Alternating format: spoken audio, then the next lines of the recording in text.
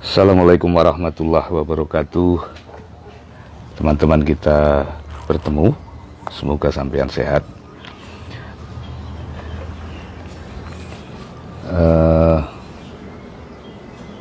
Di rubrik kau tanya ku jawab yang biasa saya buka di Facebook itu, walaupun semangatnya iseng dan senang-senang saja, tetapi beberapa teman memanfaatkannya sebagai sebuah silaturahmi yang relatif sungguh-sungguh, ya baik sekali kalau soal-soal yang iseng pun bisa menjadi kesungguhan kita bersama, karena di dalam kesungguhan itu juga ada semangat iseng, dan boleh di dalam keisengan itu juga boleh dijadikan semangat bersungguh-sungguh. Jadi ada soal-soal yang penting dipremiumkan, ya, diekskalasikan, sehingga unsur manfaatnya apapun ekspresi kita itu menonjol asas manfaat itu. Silakan Anda berkirim bahan diskusi, berkirim pertanyaan, ya, boleh ngawur saja nggak apa-apa, karena saya juga boleh jawab ngawur. Assalamualaikum Mas Pri, Wahyu Pras, waalaikumsalam warahmatullahi wabarakatuh. Kemudian Adi Narpe, terima kasih. Sambil menunggu pertanyaan-pertanyaan Anda, bahan-bahan diskusi Anda, saya akan pamer buku-buku saya, ya, yang saya bangga sekali, bukan hanya karena saya pernah menulisnya, tetapi juga karena saya memaintainnya sebagai penulis atas buku-bukunya sendiri. Itu sebuah langkah-langkah yang saya begitu merasakan jerih payahnya. Tentu ada jerih, ada payah, ya, tapi nanti juga ada manfaat, ada berkah. Nah, manfaat dan berkah itu sayangnya memang harus lewat jerih payah itu, sehingga saya dahulukan kata jerih dan payah itu. Nah, kalau kita sudah relatif happy kepada jerih payahnya, penulis yang merawat buku-bukunya itu setidaknya seperti saya ini. Pernikahan putri saya kemarin itu cukup saya biayai dari penjualan Ipung 5 itu, karena satu, pernikahan putri kami itu relatif sederhana, apalagi perintah pandemi ini memang menganjurkan kami menyederhanakan banyak hal, kita menyederhanakan banyak hal. Kedua, ternyata Ipung 5 itu penjualan sebulan saja, tidak besar, tidak dramatik penjualan itu, tapi yang tidak disebut tidak besar dan tidak dramatik itu bisa untuk membiayai pernikahan anak-anak kita, ya. Abdul Haris Wardi, assalamualaikum Pak, saya sekarang lagi isolasi mandiri, apa yang harus saya lakukan agar hati senang terus?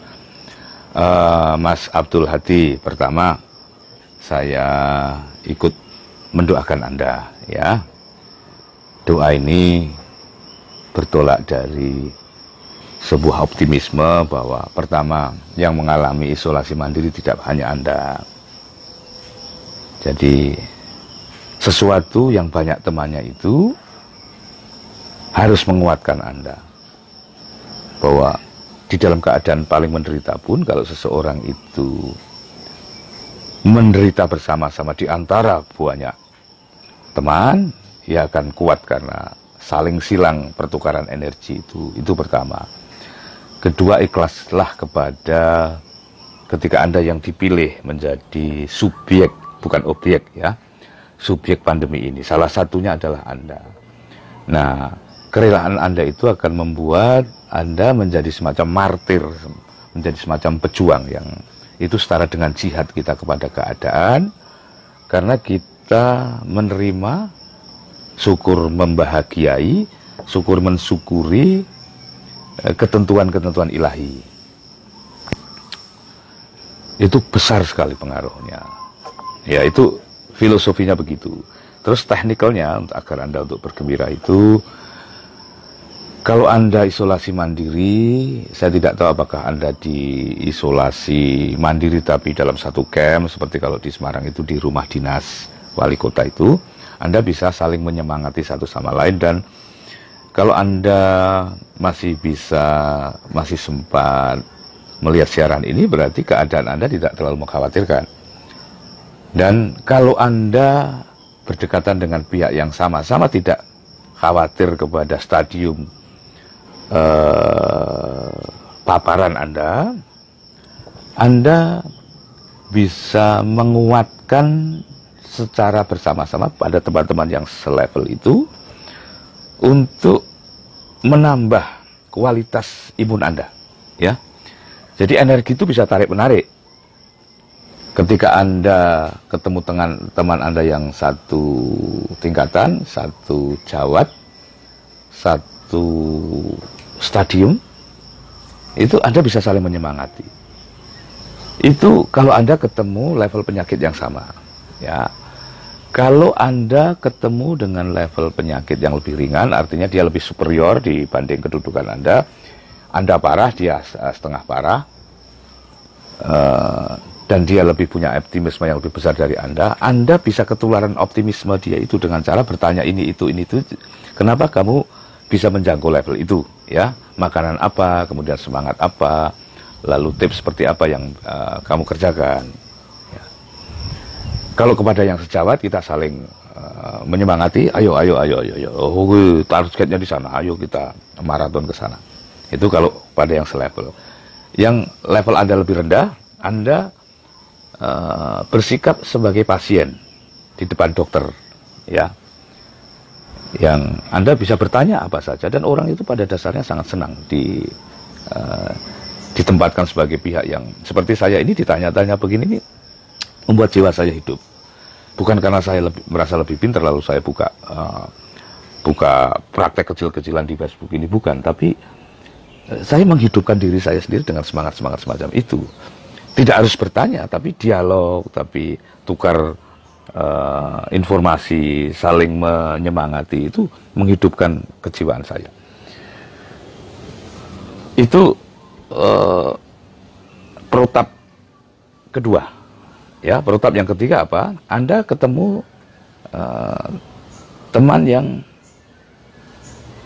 lebih parah keadaannya dari Anda. Jadilah Anda dokternya, ya. Anda dokter itu bisa sederhana, hanya Anda dekati, Anda mendengarkan, Anda berempati, tidak usah memberi tip macam-macam, Anda menunjukkan, mengirim pesan bahwa Anda beratensi kepada beliau-beliau itu sudah sangat cukup menyemangati orang-orang di sekitar Anda. Dan dampaknya luar biasa kalau kita mengkontribusikan energi itu keluar, energi itu akan ke dalam, menjadi kesehatan kita, semangat kita, dan motivasi kita. Itu kalau Anda bertinggal di rumah base camp bersama, ya. Kalau di rumah sendiri, dimobilisasi kekuatan-kekuatan di rumah itu. Kalau Anda memiliki anak, ya Anda, walaupun Anda ini pihak yang sakit, tidak ada salahnya Anda menyemangati yang sehat-sehat itu, karena yang gundah bukan hanya Anda, yang gundah itu juga keluarga Anda. Bisakah kita memompa semangat kita agar yang sehat-sehat di sekitar kita, yang merawat kita itu memiliki kegembiraan yang Anda amplifikasikan ke mereka, ya. Kepada pasangan Anda, kadang-kadang boleh saja Anda manja-manja manis dan mengeluh kecil sebagai apa? Sebagai gambaran bahwa Anda membutuhkan kehadiran pasangan Anda itu, baik atensinya maupun kontribusinya dan spiritnya untuk Anda induksikan ke pertahanan Anda yang memang masih relatif lemah itu. Ya, itu kalau Anda di rumah. Ya, baik di rumah maupun di base camp, atau Anda dengan cara apalah yang saya tidak tahu mengisolasi diri, itu paling signifikan adalah dialog Anda pada diri sendiri. Jadi disiplin-disiplin eksternal itu penting sekali. yang tidak bisa saya pisahkan dari dialog kepada diri sendiri adalah munajat kita kepada Allah itu, kepada Tuhan kita itu. Ini bukan sok ustadz, bukan sok kiai, bukan, karena memang manusia tidak bisa lari dari frekuensi itu. Penguat-penguat vertikal itu mutlak harus diupayakan sesuai dengan karakter Anda, ya. Carilah keunikan-keunikan Anda selain prosedur-prosedur formal yang sudah kita hayati bersama. Carilah sebuah prosedur-prosedur yang unik, yang khas Anda, bahkan di dalam berhubungan dengan Tuhan kita, ya. Masing-masing kita memiliki sebuah prosedur yang khas kita, bahkan cara kita bermunajat kepada Allah itu. Carilah itu sebagai sebuah dasar gerakan-gerakan kita, karena setelah ini rampung Anda butuh disuplai oleh gerakan-gerakan teknis. Misalnya, saya paling bersemangat itu menghibur diri dengan selera-selera yang saya sukai. Misalnya saya menonton American Idol dengan khusus Simon Cowell sebagai jurinya, dan khusus saya cari acara-acara yang bersifat emosional seperti Golden Buzzer. Itu melihat begitu saja saya seperti belajar agama, belajar kelembutan hati, belajar untuk berempati, belajar untuk tidak sara, tidak rasis, ya. Jadi ada acara-acara yang bagi chemistry kita tuh demikian menyengat emosi kita.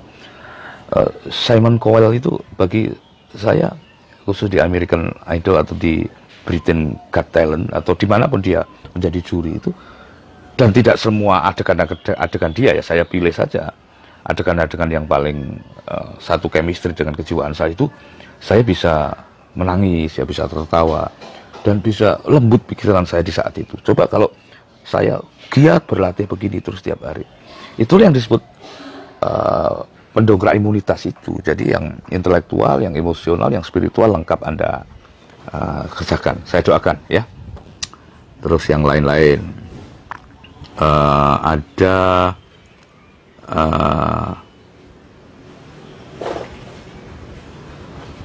Muhammad sebentar, Abdul Haris Suwarti sudah tadi, ya. Kemudian Muhammad Mutakin, maaf Pak D, saya gagal mengusulkan ke presiden agar Pak D jadi mensos. Cangkemmu. Ya, matur nuwun donga. Donga itu bukan saya ingin jadi menteri, tapi saya melihat orang yang mencintai saudaranya itu senang, dan dalam bentuk ledekan-ledekan, bahkan parodi-parodi, ironi-ironi itu menggembirakan hati saya. Jadi menteri wakal. Noviana Novi, Assalamualaikum Pak Pri, saya mau tanya apa kunci kebahagiaan hidup manusia, tolok ukurnya apa hidup disebut bahagia atau tidak, matur suwun. Novi, tentu rumusan berbeda, rumusan kebahagiaan masing-masing kita itu bersifat unik dan khas, ya, tetapi kita cari titik temunya saja. Saya selalu melihat aspek-aspek kebahagiaan di dalam sudut ini. Ketika seseorang itu merasa bermakna, dia sudah otomatis akan bahagia. Dan makna itu bisa kamu temui dari berbagai arah, berbagai jurusan, dan berbagai keputusan-keputusan hidup atau kenyataan-kenyataan hidup. Ya, saya siaran ini merasa bermakna karena saya merasa ketemu teman-teman dan kita bisa bersilaturahmi. Daripada pagi ini saya bengong, saya buka channel Facebook ini, saya pasang mikrofon, saya ke teras, ini teras rumah kami, salah satu teras rumah kami. Itu saya hari ini merasa lebih bermakna dari 1 jam yang lalu ketika saya belum membuka siaran ini, ya. Jadi kebermaknaan itu dipicu dari soal-soal yang sederhana, itu pun kadang-kadang jauh lebih dari cukup, ya. Bukan berarti bahwa kita tidak harus mencari makna-makna yang lebih tinggi, karena makna siaran ini tentu dibanding kalau saya mendirikan sebuah holding company yang menampung ribuan karyawan, itu pasti lebih bermakna, itu dalam ukuran kuantitatif, ya. Tetapi kalau mendirikan pabrik dengan ribuan karyawan itu belum mungkin.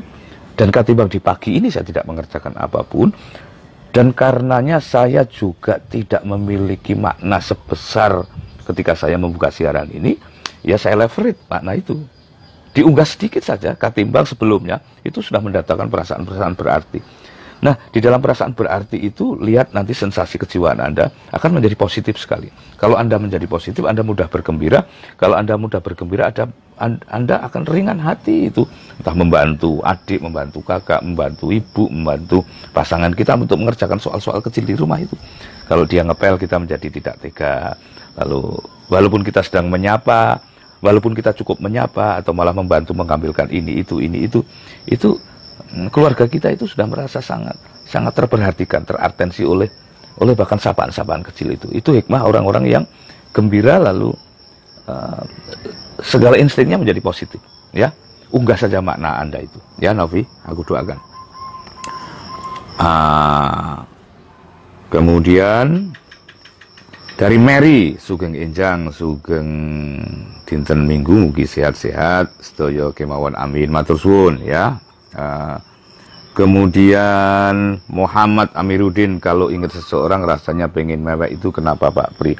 Ya terserah Anda, apakah mewek Anda itu karena rasa haru, karena rasa cinta atau cinta yang ditolak, atau karena rasa bersalah kepada dia, atau Anda kangen karena berjauhan, atau karena Anda belum bisa membahagiakan dia, silakan saja. Tapi intinya itu perasaan-perasaan yang sangat produktif untuk mengunggah soal-soal yang bersifat produktivitas.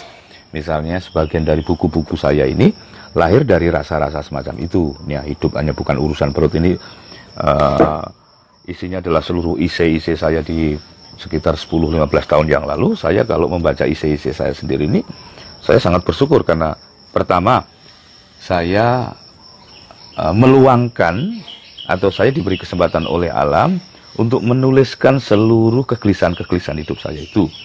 Jadi Anda mewek kepada seseorang, coba kalau itu Anda tuliskan, ada dokumentasi sebagai sebuah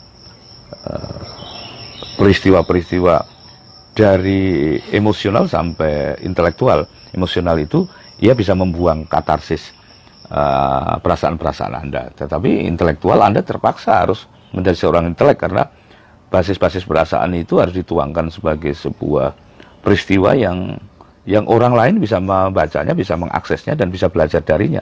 Anda mutlak harus menjadi seorang cerdas. Nah, bayangkan hanya dari perasaan, kemudian Anda terpaksa harus mengunggah kecerdasan Anda, dan Anda harus do something untuk menjadikan ia produk. Misalnya YouTube saya di hari-hari ini sedang melansir setiap malam, itu cantrik saya yang saya gambar.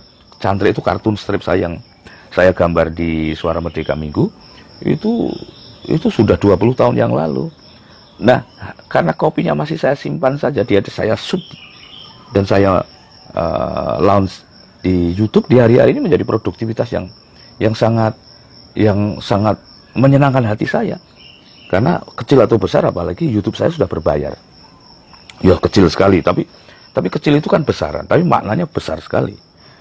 Dan itu hanya karena saya merawat bahkan kegelisahan saya itu saya rawat menjadi sumber-sumber produktivitas. Nah, saran saya begitu, seluruh apa saja, kemarahan, rasa haru, rasa cinta, rasa tidak adil gitu ya, rasa cemas kepada negara, bahkan kemarahan kita kepada politik, asal ia bersifat produktif bagi, artinya asal kita meniatkan sebagai sebuah energi produktif, bukan destruktif, itu akan besar sekali dampaknya. Saya tidak menyangka kalau tabungan-tabungan masa lalu saya itu, bahkan derita, bahkan rasa goblok, bahkan rasa alpa, khilaf itu, begitu dirawat, ia menjadi sumber rezeki saat ini, termasuk ini. Ini baru saja cetak ulang ini. Hidup bukan hanya urusan perut ini. Ini Ipung 5 ini bahkan baru saya terbitkan di pandemi ini, dan ini baru cetakan pertama ya, sebentar lagi akan cetak ulang di cetakan kedua. Ini yang saya sebut tadi untuk membiayai pernikahan putri saya itu. Bayangkan kalau di pandemi ini saya menghabiskan waktu saya hanya untuk gelisah, hanya untuk ngomel-ngomel tentang manajemen pandemi yang konon begini kepada pejabat yang korupsi, bisa habis energi saya ya, begitu. Obi Sugeng Dalu, Mbah, ini Enjang ini ya, Sugeng Enjang. Obi, kamu di mana? Di Amerika kamu ya? Sugeng Dalu, Mbah. ada beberapa teman yang merasa dekat dengan jenengan dan Om Pras. Mereka mengaku bahwa ketika mereka ingin melakukan sesuatu yang mengarah kepada perilaku menyimpang, sebentar, panjang sekali ya. Sesuatu yang menyimpang kepada perilaku menyimpang di kantornya, mereka langsung ingat kepada jenengan dan Om Pras. Mereka langsung menolak karena ketika entah atasan mereka menyuruh, misal nyeleweng laporan, mereka terbayang wajah jenengan dan Om Pras. Fenomena ini termasuk apa nggih, Mbah? Sehat terus, muah. Ya terima kasih kalau bahkan wajah kita ini bisa menimbulkan sebuah frekuensi semacam itu. Ini kan berarti setelan wajah kita ini jurusannya mulai benar. Tidak hanya wajahku dan wajah Mas Pras ya, tetapi barang siapa kita ini memang menyetel seluruh frekuensi kita ke arah sana, kita akan berada di frekuensi itu, dan frekuensi itu akan memberi sebuah spektrum, memberi sebuah induksi kepada pihak-pihak lain yang sehingga dia masuk orbit kita. Bukan berarti kita pengen mengorbit dan mempengaruhi orang lain, tidak. Karena itu memang perjalanan kita seyogyanya ada di frekuensi itu. Kita ini hadir untuk bermanfaat, setidaknya kepada diri sendiri. Padahal orang yang bermanfaat kepada diri sendiri itu manfaatnya tidak bisa ditolak, ia akan merembet ke orang-orang lain. Jadi wajah kita saja kalau sudah kita inisiasi namanya, kita selaraskan dengan gelombang-gelombang itu, wajah kita akan dibayangkan dengan energi semacam itu, Obi. Jadi tidak hanya wajahku dan wajah Pras, wajahmu juga harus menjadi sumber derma kepada hidup bersama ini, ya. Sehingga orang kalau melihat wajahku seperti saya juga. Saya kalau melihat wajah Pras juga begitu, karena Pras ini hidupnya sangat ketat kepada disiplin-disiplin disiplin-disiplin regulasi, disiplin-disiplin moral dan etik. Kalau Anda datang ke rumah Pras itu, etika, sopan santun, manner, kemudian moral itu sangat tercermin di rumah itu. Sehingga tamu-tamunya pun juga kemudian selaras dengan atmosfer rumah itu. Itu baru wajah saya dan wajah Pras ya. Wajah Pras pastilah ganteng, putih dan bersih. Kalau wajah saya ini kan berantakan begini saja. Ya banyak yang salah paham dan banyak yang muak juga, tapi juga banyak sekali yang menyukai. Karena sebetulnya keberantakanku ini tidak saya pakai untuk menyuarakan apapun kecuali kegembiraan hidup kepada sesamaku, itu spiritku. Bahkan bahwa cara-cara saya sering ada yang kurang, ada yang salah, itu soal kelemahan-kelemahan manusiawi biasa. Kita tidak harus gelisah kepada kekurangan-kekurangan manusiawi kita, santai saja ya. Terus Muhammad Murodi izin bertanya, Pak D, pendekatan apa yang Pak D beri gunakan untuk membuat tulisan atau sebuah narasi sehingga menjadi apik dan nyaman untuk dibaca? Ya karena saya penulis, jadi saya harus menguasai kaidah-kaidah penulisan. Jadi penulis itu tidak harus menjadi penulis profesional, tetapi sikap kerjanya harus profesional. Maka di dalam soal-soal apapun, bahkan hobi sekalipun, etosnya harus profesional. Dan semua etos-etos profesional itu, walaupun itu bisa tidak dijadikan profesi, tetapi secara etos dia profesional. Nah, kabar buruknya adalah soal-soal yang bersifat profesional itu selalu penuh kerja keras di dalamnya, ya, penuh jerih payah itu tadi. Maka bahkan menulis di Facebook pun harus dengan pekerja keras, minimal bekerja keras, memikir niatnya dulu. Apakah hanya mencari follower, apa hanya melucu-lucu saja, atau hanya ingin memaki-maki saja. Mulai di titik ini sebetulnya kerja keras seseorang itu mulai terdetek, ya. Kalau hanya ingin mengumbar kemarahan di sosial media itu nggak butuh kerja keras, sehingga tidak mungkin ia akan menghasilkan sebuah karya yang emosional, yang menyentuh getaran-getaran terlembut manusia di sekitarnya. Karena getaran-getaran itu selalu dipicu oleh sebuah energi-energi tinggi. Dan energi tinggi itu isinya adalah sebuah latihan-latihan keras, niat baik, cara baik, dan tujuan-tujuan yang baik. Begitu ya. Anas Makhfuri, Assalamualaikum warahmatullahi wabarakatuh. Waalaikumsalam. Pak Debri, bagaimana Pak D bisa sangat lepas menulis apa saja termasuk soal mantan dan lain-lain. Bagaimana bisa menaklukkan istri dengan hal seperti itu? Loh, ya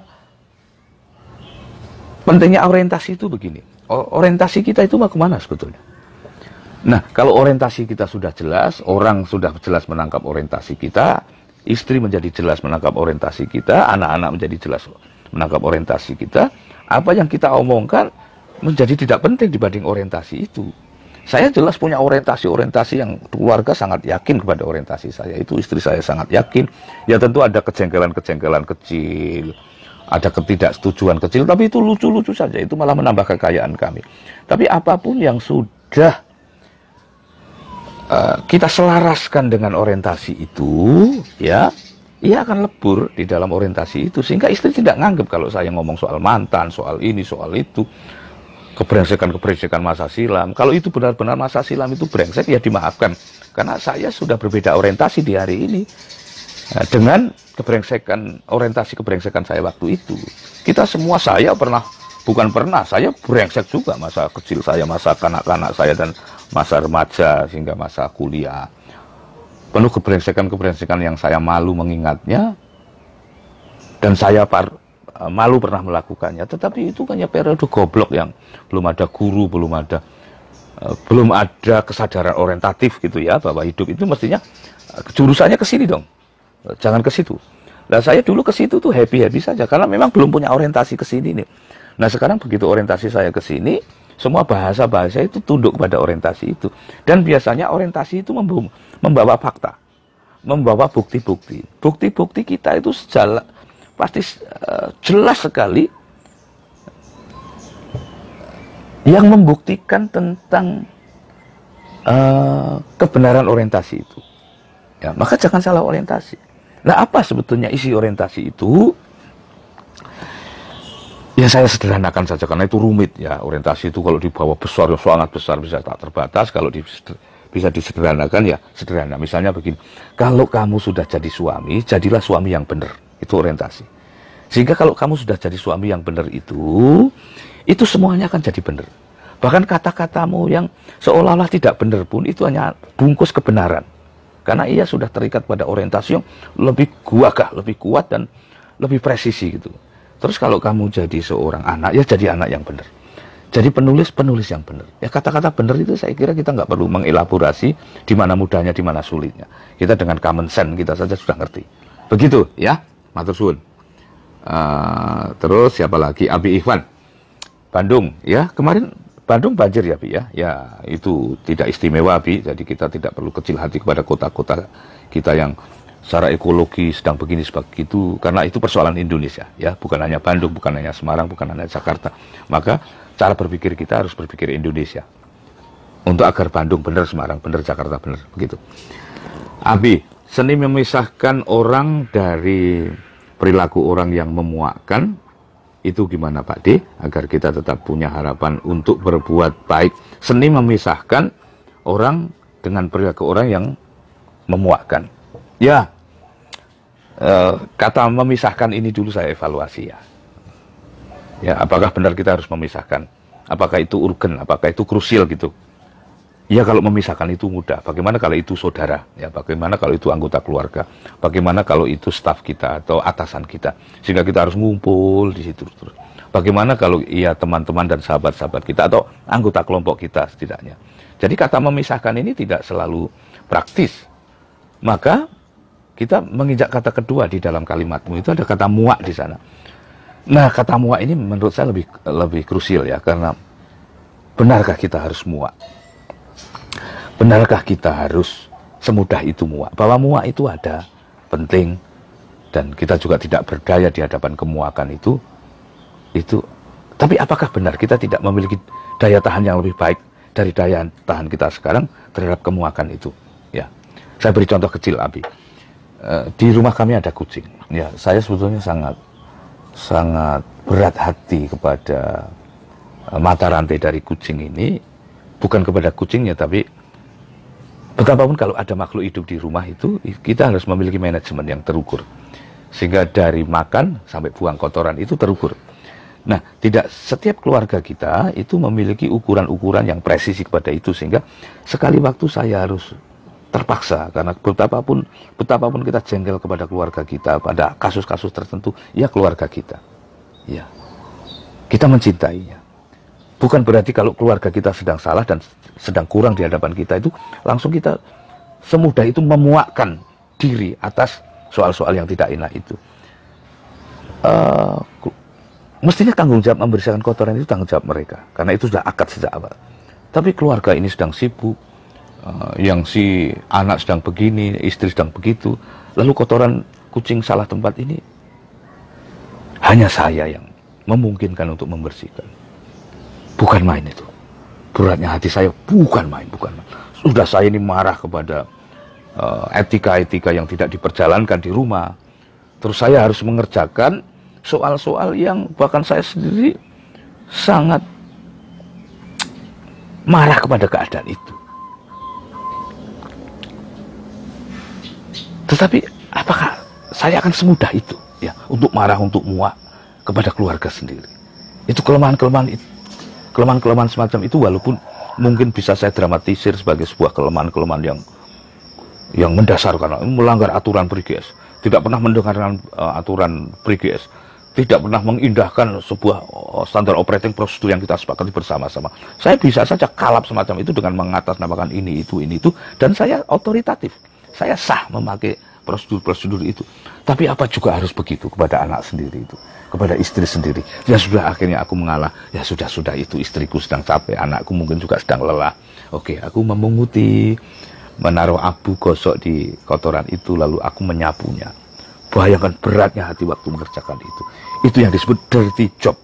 Yang bahkan ketika itu sudah menjadi own job saja, sebagai job kita saja, itu tidak mudah. Apalagi itu adalah kotoran-kotoran yang hasil kecerobohan pihak lain katakanlah.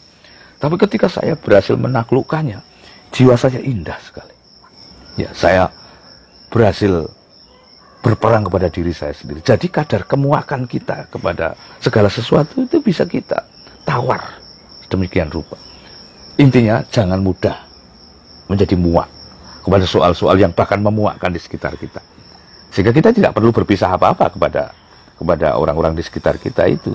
Seperti laut itu ada sampah saja dia terurai. Ada kotoran dia terseleksi. Ombak itu membawa sampah ke tepi pasti. Nah, soal-soal siapa nanti penjaga pantai yang memungut sampah-sampah itu ya sudah bukan tugas laut itu sendiri. Tapi laut tidak pernah menolak apapun percampuran itu. Begitu ya Abi ya. Ini sepertinya sudah terlalu lama saya siaran ini. Saya terima kasih. Semoga pertemuan singkat ini menjadi doa dan menjadi kegembiraan pergaulan kita. Wabillahi taufiq wal hidayah. Assalamualaikum warahmatullahi wabarakatuh.